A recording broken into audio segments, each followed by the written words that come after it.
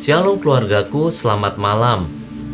Puji Tuhan, kita berjumpa kembali dalam Rema, Renungan Malam GB Tabga SP Batu Aji. Hari ini kita akan belajar tentang kebenaran firman Tuhan dengan tema membangun integritas. Seorang yang ahli dalam pekerjaan sipil atau bangunan sangat tahu betul bahwa ketika membangun sebuah bangunan yang tinggi dibutuhkan pondasi yang tepat dan kuat. Demikian pula dengan integritas. Kita sebagai orang percaya tidak bisa tumbuh begitu saja. Tetap harus ada proses yang harus dilakukan untuk memiliki bangunan integritas yang kuat.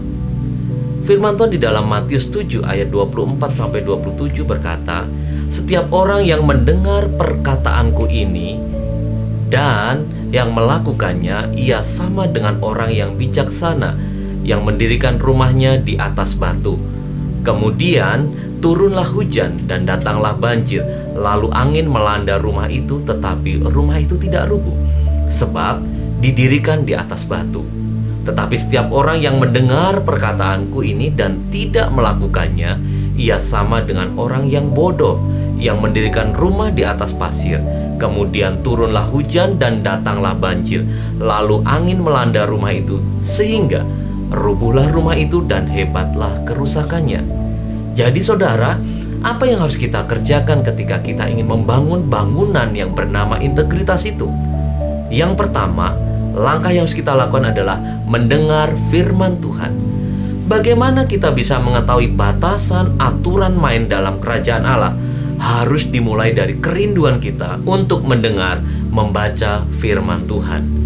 Dengan mendengar, Dia akan berbicara melalui firman-Nya, maka diberikan sebuah tongkat pengukur dalam hidup kita yang akan membatasi hidup kita.